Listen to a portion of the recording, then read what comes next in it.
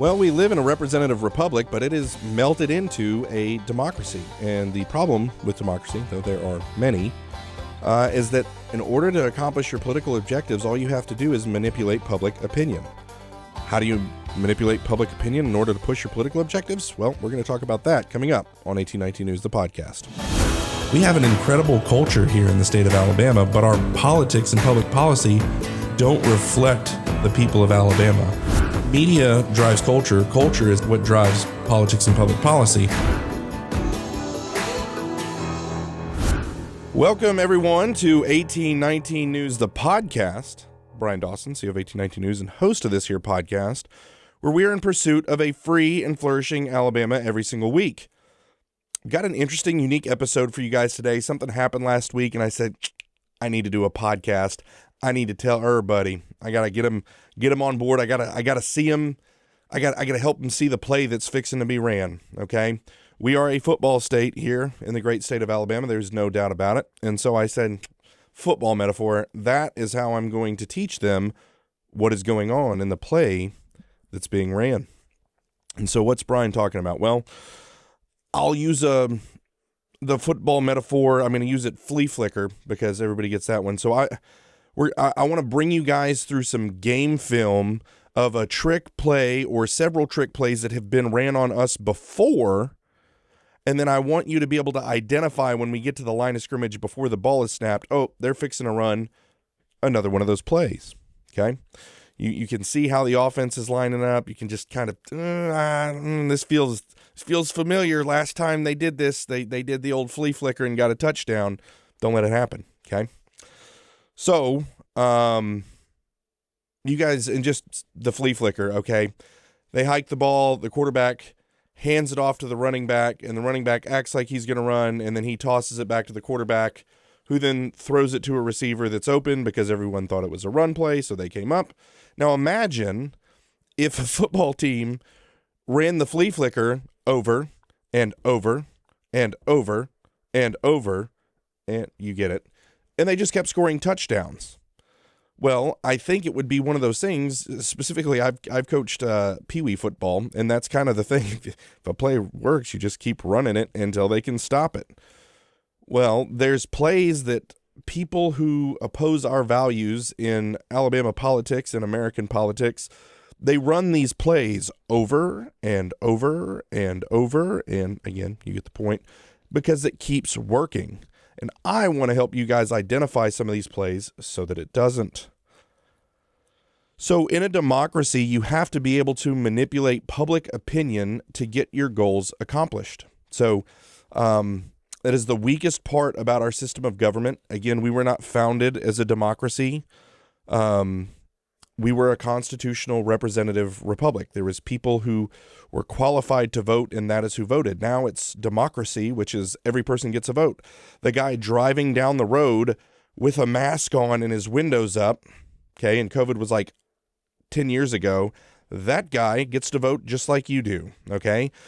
The lady with 8 kids from 8 different baby daddies that's feeding all those mouths on welfare, she gets to vote, and so do her 8 baby daddies. Okay, that's democracy, but that's another podcast for the downfall that has brought us by democracy. Okay, but another weakness in democracy is that because public opinion drives everything in a democracy, all you have to be able to do is manipulate public opinion to achieve your political goals. Okay.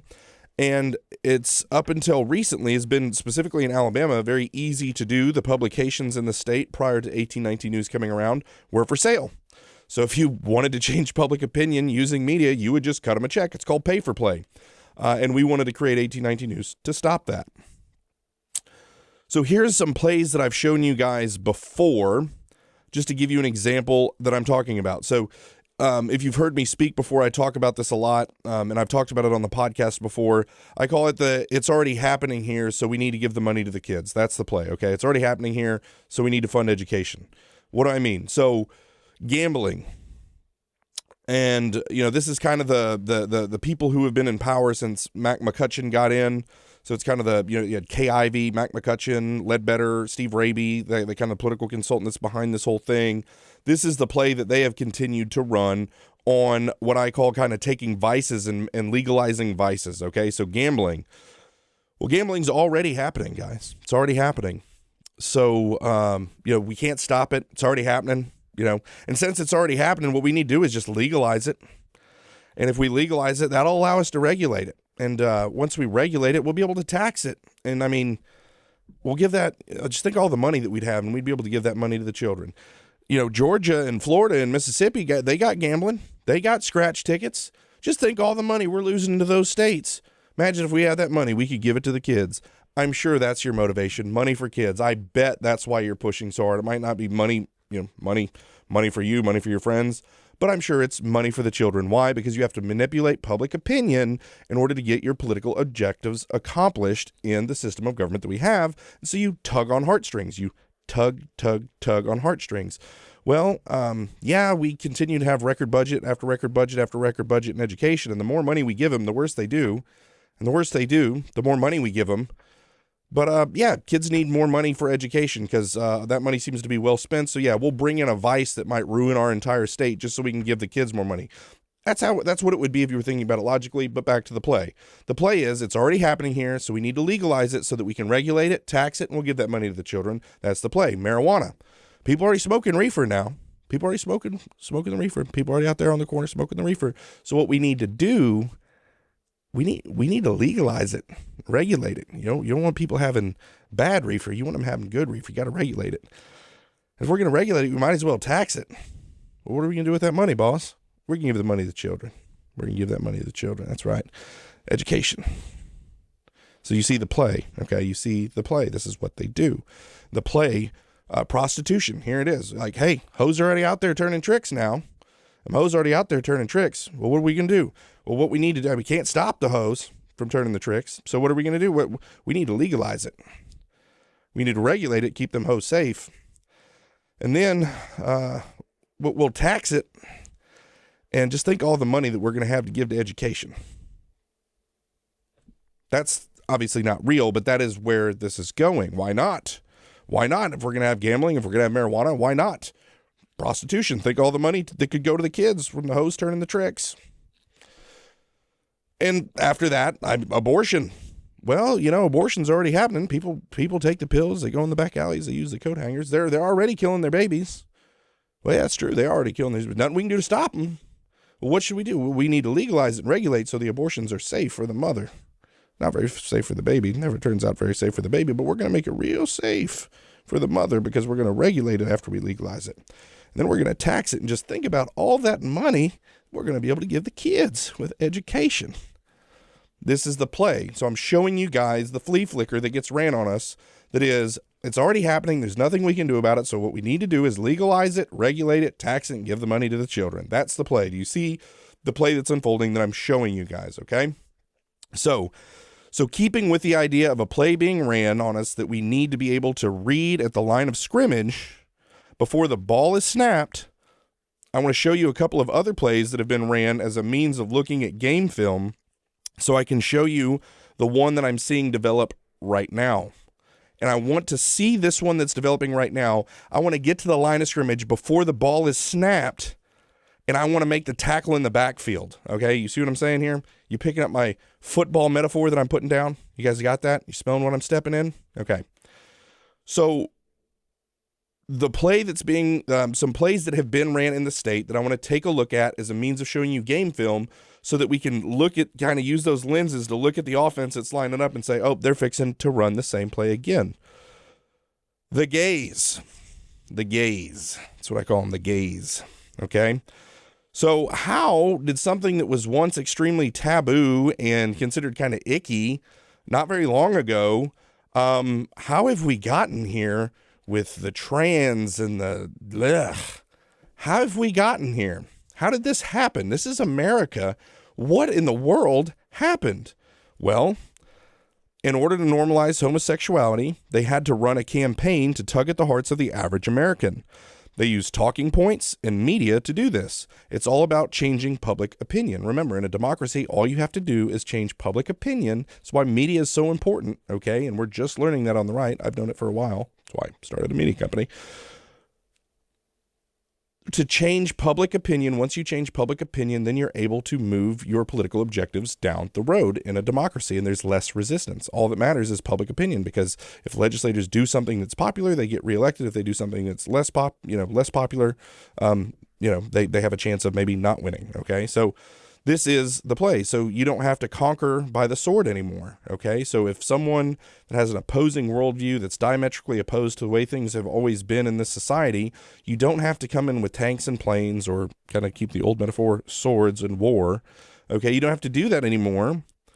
You just have to do it with consistent talking points, paying the people of influence or who are up for sale, and using media. That's the play. Okay. And so the gays, back to the gays, the talking points for the gays. Love is love. Do you guys remember that back in the good old days before they were cutting kids' penises off? You guys remember that? Love is love. We just want the same rights as everybody else. I mean, if my gay boyfriend is dying in the hospital and they won't let me in unless we're married, and I just want to go be by my dying boyfriend in the hospital, that's why you have to legalize the gay. And again, it was these soft talking points. Love is love. And, what people do in their bedroom isn't the business of the government. Yeah, that makes a lot of sense. I'm a libertarian. Yeah, that's right. Okay. And they would just ad nauseum. The stuff would be coming out everywhere. These talking points that you would hear. Love is love. We just want the same rights as everybody else. The government shouldn't be, it was just over and over and over and over. And then, my favorite was the joke. They'd be like, we just want to be as miserable as everyone else. Basically making the joke that people that are married are miserable, because there are some people who are married that are miserable that give the institution a bad name. And essentially what the gays were doing is taking a shot at the very institution that they were seeking to desecrate. The sacred institution they were seeking to desecrate. We just want to be as miserable as everyone else. Anyway, so one of the most powerful media plays ever to take one of the things that was the most taboo and off the table things ever, just blanket acceptance of homosexuality in a Western European Christian nation, was the most powerful media play that I have ever seen, is Will and Grace.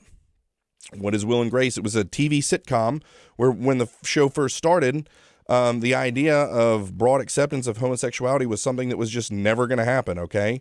But then all of a sudden on Tuesday night or Wednesday night or whenever it was, there was this show and it was funny and there was a gay guy in it, and he came in and he was funny and he would tell jokes and you were just like, oh, he's not that bad.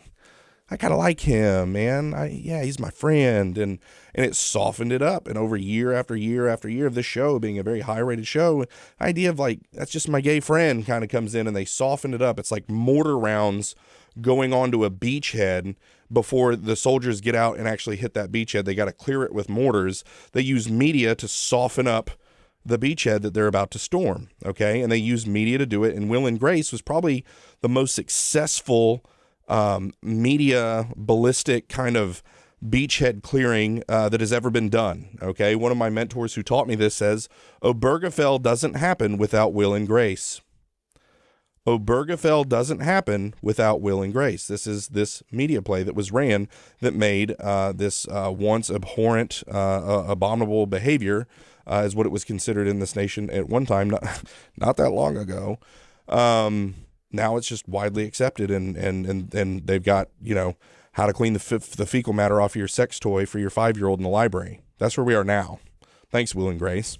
Thanks, Obergefell. And so Obergefell doesn't happen without Will and Grace. Once Obergefell happened, it's been a downward spiral. It's been a downward spiral, and the sexually perverse gained as much ground as they possibly could in their conquest of what was once a Western European Christian society.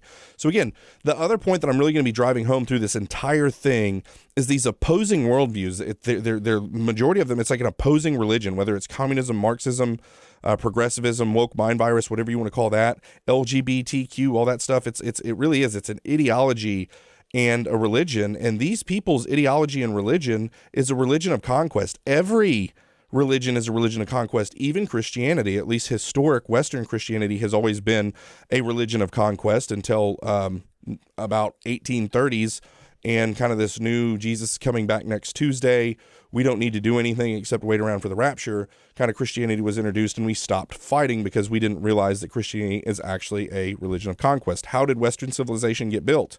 By Christians who understood that it was a religion of conquest, so they went and they colonized, and colonizing actually a good thing, but I digress.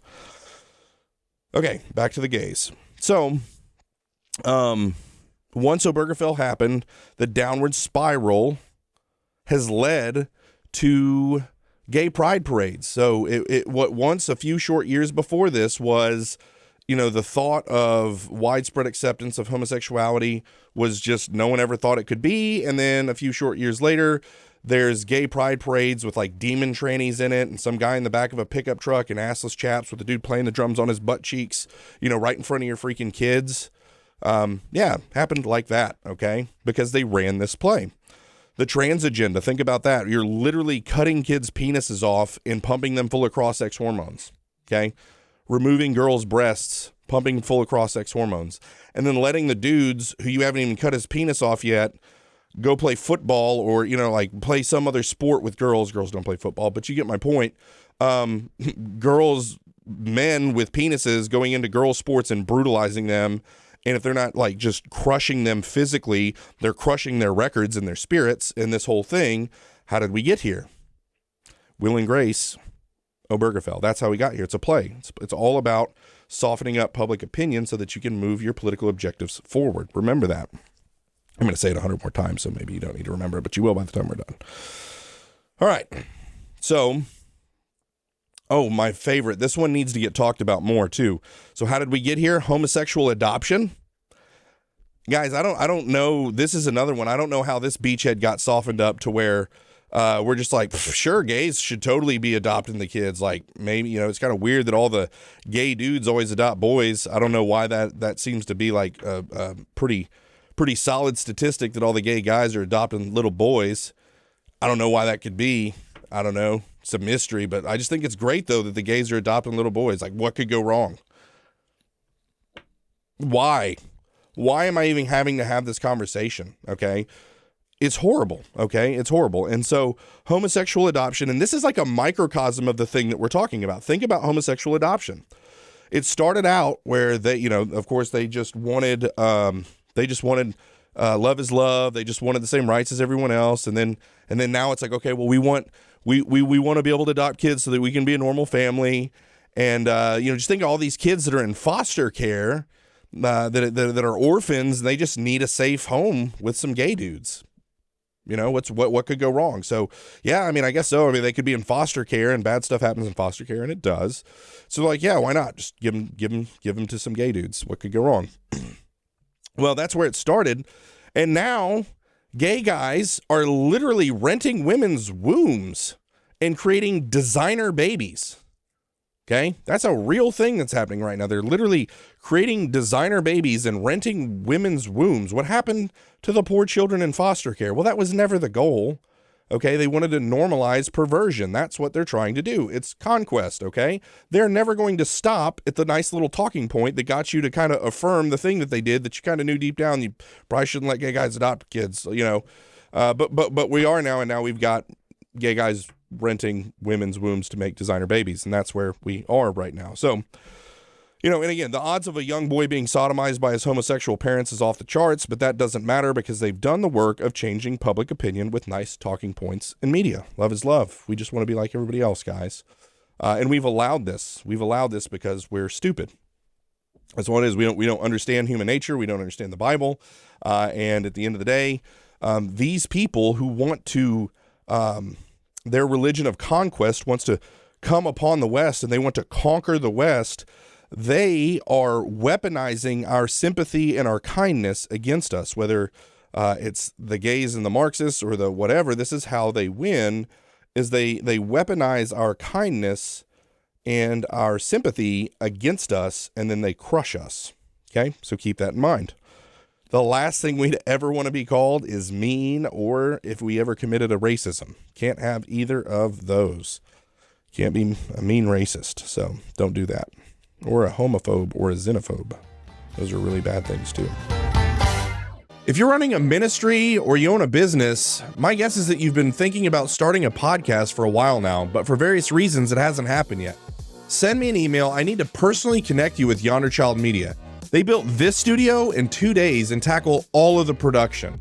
I just come in, start talking, and leave. It's that easy. They do everything else. Whether you want to record at your business or a home office like they just built for me, you come in, start talking, and Yonder Child will do everything else. Send me an email. That's going to be Bryan, Bryan.Dawson, Dawson at 1819news.com, and I'd be happy to personally connect you. So now let's talk about the Alabama Education Association, the AEA, a once very liberal organization that needed to gain traction in a Republican supermajority state. How did they do it? I'm going to give you a guess. Really nice talking points in a play that changes public opinion so that they can move forward their political objectives. Okay? This is how they do it. So you got to watch out for these nice little cute talking points that someone that you know is an enemy, okay, that does not share your values, that actually hates you and your God and your way of life. When this person all of a sudden starts cuddling up next to you and being like, I actually think we have a lot in common. Man, you look really nice. You're not fat at all, Bryan. I'm already like, okay. What play are they trying to run here? Okay, you just said I wasn't fat. They're buttering me up. Okay, point being, so the AEA, a once very liberal organization that needed to gain traction in a Republican supermajority state, ran this exact same play that I just went over with the gays. Okay, so the history of the AEA prior to 2010, I forget exactly what year it happened. It was before Bob Riley, anyway, I'm getting the years confused. But either way, prior to Bob Riley, the Alabama Education Association under Paul Hubbard and Joe Reed absolutely ran the state when it was a Democrat-controlled state. The teachers' union in the state reigned supreme, and there was rumors of it was so bad that Paul Hubbard would stand out. They have the seating gallery in the State House that's up above the Senate floor and the House floor. And when there was a vote, it didn't matter if it was for the color of the carpet or if it was like for something major or whatever. Everyone looked up to Paul Hubbard and he would give a thumbs up or a thumbs down, or maybe it wasn't a thumbs up, a thumb down. It's kind of like Caesar. Maybe it was like if he hits his nose, then it was a yes. Whatever the whole thing is, he's running all of the votes on the floor, sitting up in the gallery. Okay, this is the amount of power that this man had centralized, and it was not good for the state of Alabama. Nothing good was coming of it. It was bad. It was objectively bad.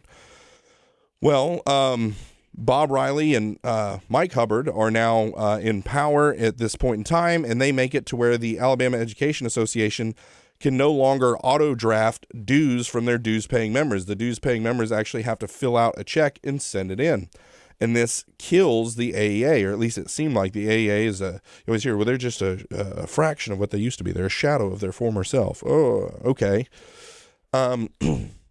But just like anything else in Alabama that you cut down, I don't know if you ever have any property, like I'll cut down a vine from this thing. There'll be a vine wrapped around like my air conditioner or like a tree or something that's close to my house. I'm like, well, this isn't good. I'm going to cut this vine down. And then like 3 days later, I come back and it's completely wrapped around something else. And, I thought it was dead. And instead it actually is now just choking out this other thing.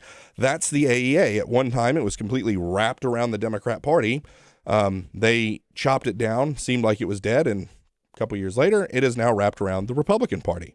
Okay, that's how it works. And so in 2014, the revival of the Alabama Education Association, or they called it a rebrand, they came in and it was now like, we are the Conservative Christian Education Association. We love Jesus and such.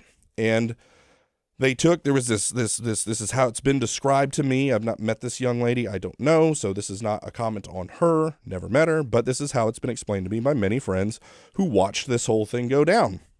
They take a pretty young lady who knows the talking points, and they give her checks to hand out to legislators. And she goes in, and unthinkable that the teachers union would be giving Republican candidates money. There's actually a bylaw on the ALGOP bylaws that says that they're not supposed to take money from the NEA or their state level affiliates, which would be the AEA. So it's just unthinkable that Republicans would take this money. But a pretty girl with big checks goes around with the nice talking points and is like, hey, Mr. Republican legislator. I know I'm with the AEA. Crazy we're talking, right? But just think, I mean, all the teachers in the state of Alabama are Republicans, so it just makes sense that we'd be a conservative organization, and we love Jesus. Hey, here's a $50,000 check.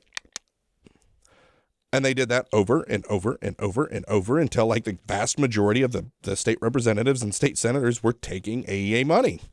And now all of a sudden the AEA has influence into everything that's going on in the state again.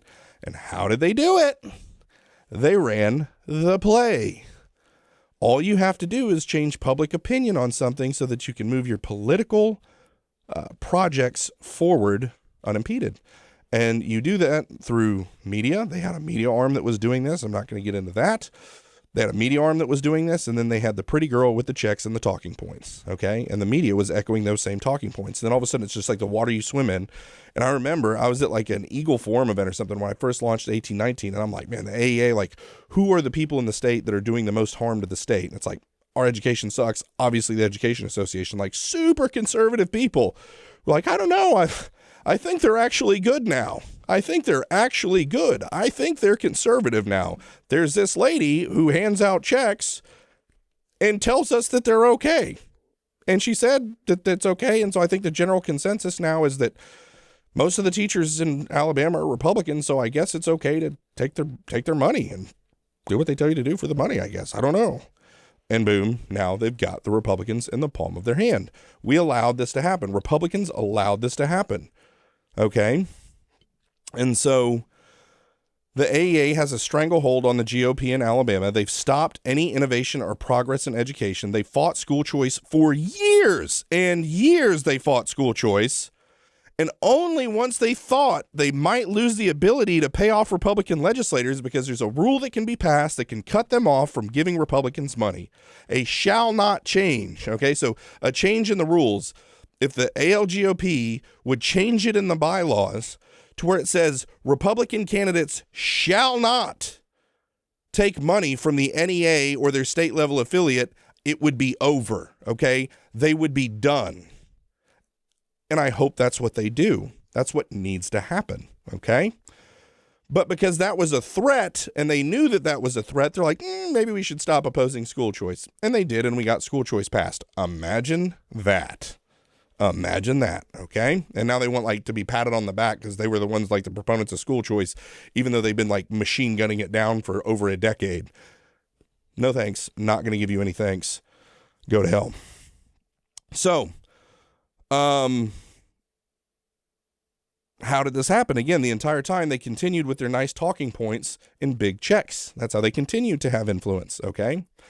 And so the talking point is, as you heard me say, all the teachers in Alabama are Republican, so it just makes sense that we would be a conservative organization. Sure. The fact they're a state-level affiliate of the NEA is ignored. So think about that. The National Education Association, just go look them up. Watch a video, like YouTube a video of whatever that lady's name is that's like screaming. She's like just crazy black communist, like Black Lives Matter, you know, just crazy talking points, like going scorched earth. They've always been radically left. They've been full-blown Marxist, communist, progressives. That's all they've ever been. And the Alabama Education Association is their state-level affiliate, okay? And so the fact that they are the state-level affiliate of the NEA is ignored as the checks are cut to the legislators that just gobble up the BS talking points. Republican teachers. Doesn't matter that they're Marxist. They just gobble up the BS talking points, and they're allowing a communist organization to infiltrate the Republican Party despite party bylaws that are strongly discouraging candidates from taking their money. Why would there be a bylaw strongly encouraging them not to take that money? Because they're communists. That's why. And what do communists do? They subvert, okay? Since they failed to be able to get the Russian Revolution or the Bolshevik Revolution to move west because they couldn't move west by tank, they did it through cultural subversion. And so what do you think they're going to do? They're going to culturally subvert, okay? And that's what they did. And these Republicans just just gobbled up the talking points, took the fat checks, and sold you out. That's what they did. The conservative, Jesus-loving Alabama Education Association, ladies and gentlemen, that conservative Christian mask slipped a little in the Mobile mayoral race, okay? They gave $100,000 to Barbara Drummond, a full-blown Marxist, okay? Voting basically anti-cop legislation, any type of legislation that would increase police force and these type of things. Basically anything that smelled Marxist, she was for it when she was in the legislature. There's nothing conservative or actually Christian about this woman. And the conservative Christian AEA, this new AEA, they found Jesus. It's this new conservative organization that just is hardcore right wing, gave this freaking communist $100,000 in a very tight race against a guy who was not a communist in Mobile. Okay. And it was a close race. And so their mask slipped a little, okay? It slipped down, and then you say, oh, you guys are still communists, because I was told that you guys were conservative now, and it's weird that you just gave the communists $100,000 because I thought you were conservative. Well, they're not, okay? There you go. But now, okay, a couple weeks after the $100,000 to the communist, word comes out that 5,800 students in the Alabama public education system did not return in the 2025-2026 school year. 5,800 students did not return. And they said, you know what we need to do? We need to regulate those freaking homeschoolers. That's what we need to do. Because they're just not even telling their school that they're homeschooling, and we need to regulate them. Yeah. Did you think that maybe school choice might have something to do with those 5,800 students? Because like 3,000 kids applied for school choice, got it, and left the public education system. What about all the illegal immigrants that are being rounded up? Does that play into it? Maybe. Or what about the fact that your product freaking sucks? Maybe that's it. Maybe it's that your public education system is trash and people don't want their kids in it anymore. Maybe that's it. So, but now you're going to regulate the homeschoolers because that's going to fix it. We'll show them. I'm telling you, trying to regulate the homeschoolers is going to be the same play the gays made with the trans issue, okay? The trans issue was a bridge too far for people, okay? When they started having dudes in dresses, you know, going into to public bathrooms with their little girls in there, okay? People are not going to put up with that. And I'm telling you, if the AEA goes and tries to regulate homeschool, that will be the bridge too far when the people are freaking done with them. They need to watch out. You are not going to regulate homeschool. You are not going to get in the way of parents having the right and responsibility to educate their children, you freaking communists. It's not happening, okay? And we've let this happen because Republican legislators received the talking points and the fat checks from the pretty girl that was handing them out, and gobbled them up. And now we're giving freaking communists $100,000 checks and talking about regulating homeschool because these legislators took the freaking money, okay? And now these communists have influence in a Republican supermajority state. Shame on them.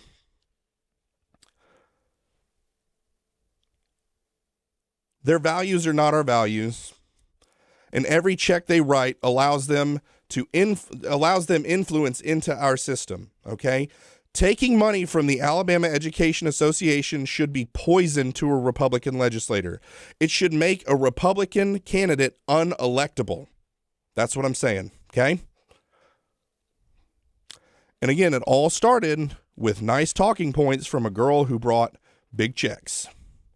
Got the checks, got the talking points. Fixing to move our agenda right on through. That's all it takes.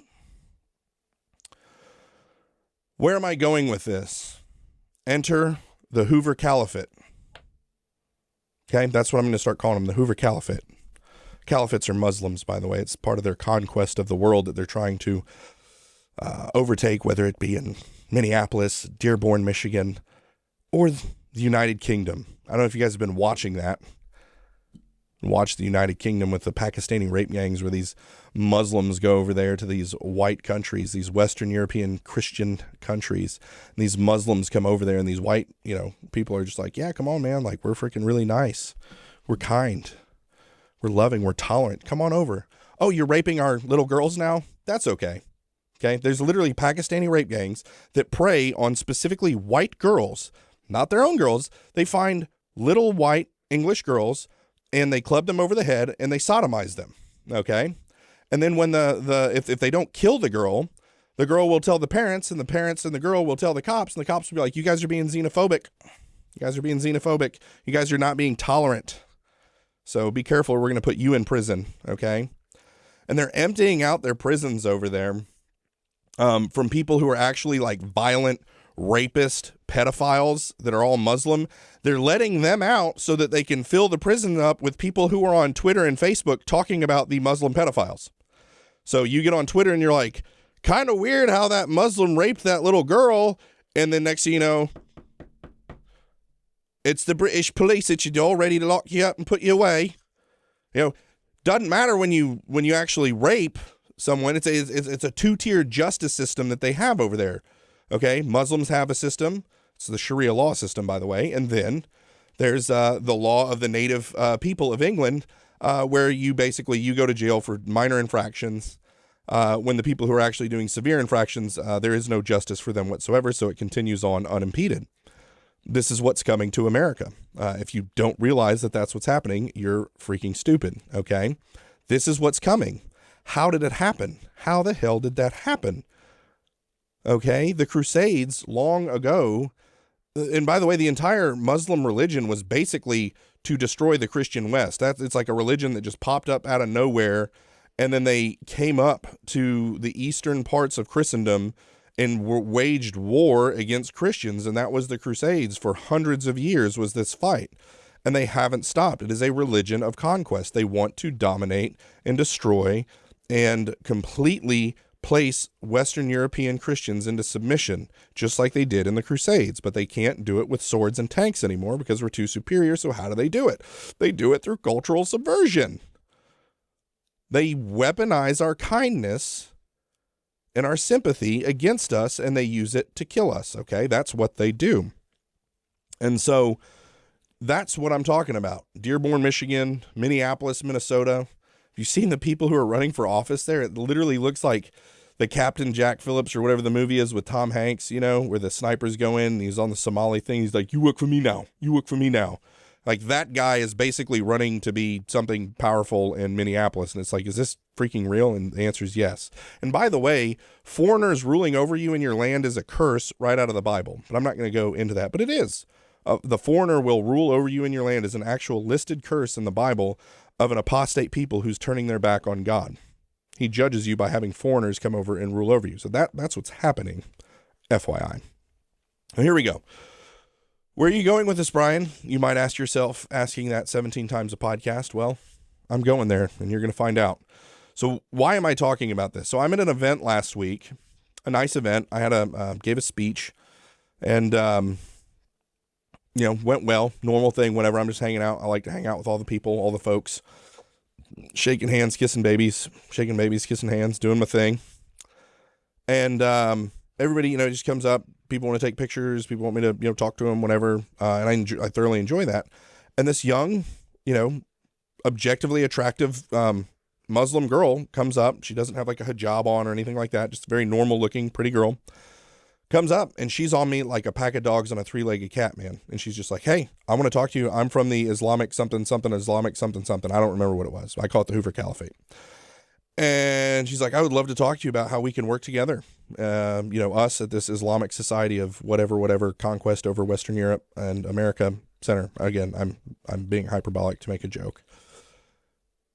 "But we want to work together with you. I mean, we think what you're doing is so great. We love 1819 News. You guys are amazing." It's like, bro, if you get on my Twitter feed, there is not a single Muslim that thinks anything good of 1819 News. I'm just telling you, that's not true.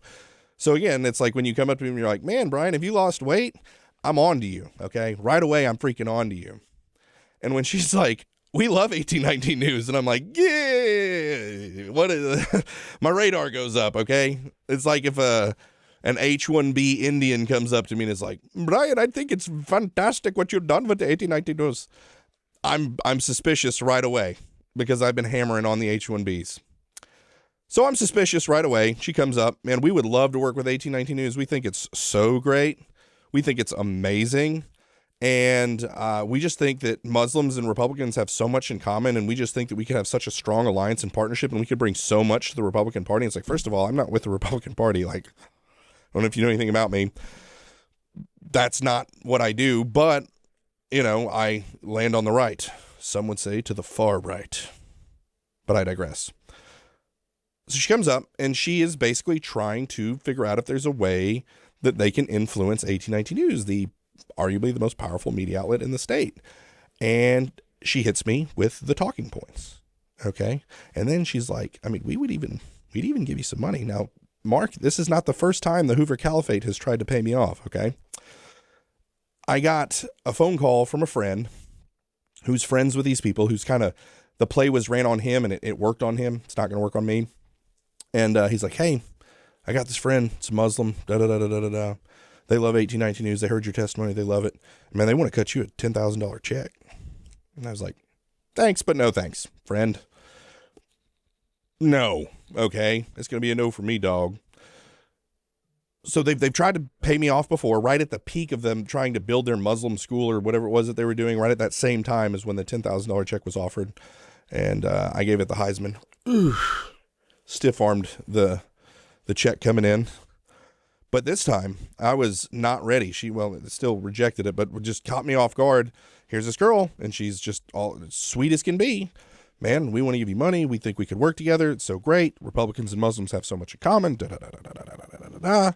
Talking points, money, all the stuff. And I'm just like, man, what is going on? So everyone forgets, again, like I said, that most other cultures and people groups have an eschatology of victory. What I mean by that is they are religions of conquest. They see themselves and their God as superior, and they seek to conquer other cultures. And so when you're approached by this person who's doing this, remember that that's what they're doing. They know that at this point in time, there's not enough of them here for them to cut your head off. Okay. So instead of cutting your head off, it's like, listen to these nice talking points. I'm going to cut you a check. And then they'll eventually have enough of them over here to where they can start cutting our heads off. And that will be what happens. Those of us who aren't turned into sex slaves. Cut my head off first, please. So I always want to point that out. That's where this is going, people. Whether the Marxist win or the Muslim wins, buddy, we are getting our throats slit and our children are being raped. Like, that's where this is going. You're being hyperbolic, Bryan. Where do you think it's going? If you think I'm wrong, if you don't think that's the end of all this, whether it's in 100 years or it's 10 years or it's 50 years or whatever, that is what these people who hate Christ and hate you and hate everything that you believe, that are trying to destroy everything that your forefathers fought, sweat, and bled for, and we're just letting other people come over here and have it. Okay, we're just letting our land be raped and our heritage be stolen. Okay, where do you think it ends? Do you think they're just going to get like a good percentage of the population to be Muslim and like, we're really happy here. We like having a third of the country. You think it ends there? You think that's where it ends? Is that what happened in England? Is that what happened in France? Is that what happened in Germany? No? What about the Marxists? How does that end? Have you ever looked at the Spanish Civil War? Have you ever looked at the Bolshevik Revolution? Do you even know who these people are and what they're trying to do? Or do you just gobble up the talking points and take the checks? Is that what you're doing? I don't know. So, as I said, this girl was on me like a pack of dogs on a three-legged cat. That is the absolute truth. And she hit me with the talking points. And remember, how did we go from love is love to transing kids and renting women's wombs with designer children? How did that happen? Well, it happened with talking points and checks. It happened with media. Okay. And it happened because they do the mortars on the beachhead through talking points, paying off people of influence that are willing to be paid off. And so talking points, checks, media, like that's the play. Okay. That they run.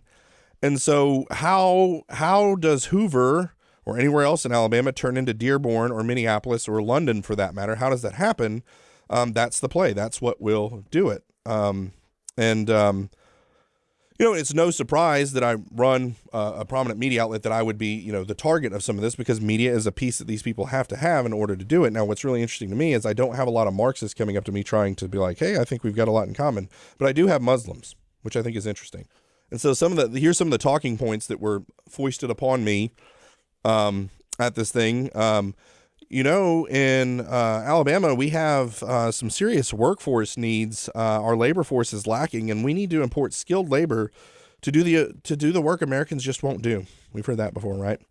And just think about the rural hospitals and the rural healthcare. And, the only people that are willing to be doctors in rural areas are Muslims that immigrate here to do that work. Okay. We need to import skilled labor from Muslim countries. It can't be from South Africa or Australia or like Scandinavia. It's got to be the Muslim countries. We have to import Muslims over here to do the skilled labor. Otherwise, we just won't have the things that we wish we had. And so here it is, because we're not willing to do the things that we need to do. We don't take responsibility for our place. We end up having other people come over here and do it for us, and it's blown up in our face. And so anyway, and think about the H-1B, like that's the whole premise of the H-1B is like, we have to have skilled labor come over here and do this. And again, I've told you guys the story about my dad, who worked at Cessna. He was an inspection engineer. He was called a floor engineer, which means that he did not have a college degree. And he didn't have a college degree, so he worked from making like 30 grand a year to where he was making 120 grand a year over the course of like a 28-year career in inspections, and I think 20-something of it was at Cessna. And he was a floor engineer, which means he was made an engineer, but he didn't go to college because he did such a really good job. They made him an engineer that came from the floor.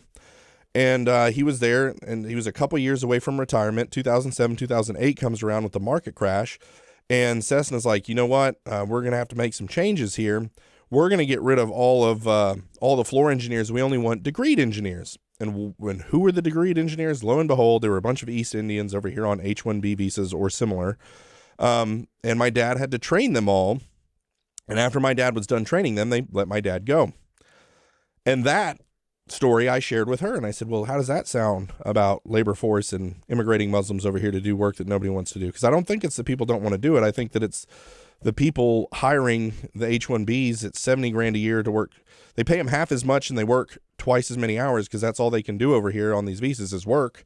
And so it's kind of a bad deal. And so if Americans aren't willing to, work for half as much, twice as long, they're getting kicked to the curb, and they're going to get replaced by someone from the caliphate coming over here to do their job for them, or some H-1B, kind of demon worshiping Indian god thing. Anyway, but I digress.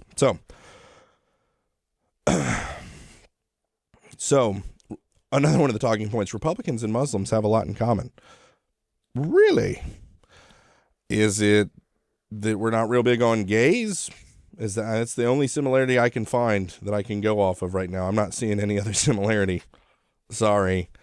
Anyway. But so, anyway, this whole conversation, I feel like I'm belaboring this. I apologize. But this whole thing is the play. The play that I'm talking about is being ran on me. And so I told you about, like, the gambling thing where it's like, hey, it's already happening. What we need to do is legalize it, regulate it, tax it, and give the money to the children. I had a lobbyist reach out to me one time, not knowing that I've been giving this speech, saying the play. He's never heard me give the speech, but I literally give the speech all over the state, telling people about that play. And then a lobbyist calls me and he's like, hey man, this stuff's already going on. It's already going on in Alabama. And so there's nothing we can do to stop it. So I just think we need to legalize it, regulate it, tax it, and give it to the kids. And I'm like, I can't believe this guy's doing the play on me. He doesn't know that I know the play, and he's trying to run it on me. This is exactly what's happening with this girl. Okay, at this event, she's running the play on me, and I'm watching it happen in real time, and I'm like, this is insane. This is how it happens. This is how Hoover turns into Dearborn. And I wish I could think more highly of the citizens and people in conservative circles whose influence they are trying to buy. I wish I thought more highly to where they wouldn't just gobble up the talking points, take the checks, sell out. Next thing you know, it's Muslim freaking prayer calls over the bullhorn. Okay, that's what's coming. Just FYI, if we don't stop this. And so my hope My hope is that we're seeing this play being ran before they've gained too many yards. As a matter of fact, my hope is that we can actually get into the backfield and stop this, keeping with my football metaphor. And so the conversation with this, me and this young lady, again, sweet young lady, very nice. I don't fault her what she's trying to do, just like I don't fault the AEA for what they're trying to do, okay? They are who they are, and they're going to do what they're going to do. If you get mad at a snake for biting you, that's what they do, okay? These people have an objective, and they're trying to accomplish it. And if we're so stupid that we let them, that's our fault, okay? That's our fault. And so I'm trying to help everybody see that this is what's going on, and if we let it happen, it's not going to be good, okay? So the conversation ended as nicely as I could possibly put it. I said, look, we don't want your prayer calls coming over loudspeakers. We don't want Sharia law in our land. We know Islam is a religion of conquest, and you see, and again, in my mind, it's a religion of conquest that seeks to destroy the West. But Islam is what it is, okay? And they are doing what they are doing, and that's what they want to see their God and their worldview and their rule and all of these things. They want to see it increase. I want to see my God's kingdom increase. I don't fault them for that. I'm not mad at this girl. She's, again, very nice, sweet girl. But I'm trying to show you what's happening, okay? And the play I see coming that we have to stop. And so if you see fellow conservatives running around with Muslims taking money, echoing these talking points, this is why it's happening. Don't let it happen. Don't Dearborn my Alabama. Don't Dearborn my Alabama. That's the play. That's what's being run. Hopefully this has been educational for you, and that at the very least it's been entertaining, but hopefully educational. And hopefully we can stop all these plays that are being ran. We can fix our state. We can fortify our borders, and we can have an incredible state that fixes our education system, has a booming economy that is not being infiltrated by Marxists and, all these other things. So that's the hope. That's the prayer. I think that'll wrap it up for this week's episode, guys. Words are hard after 50 minutes of talking. So until next time, put your trust in God and keep your powder dry.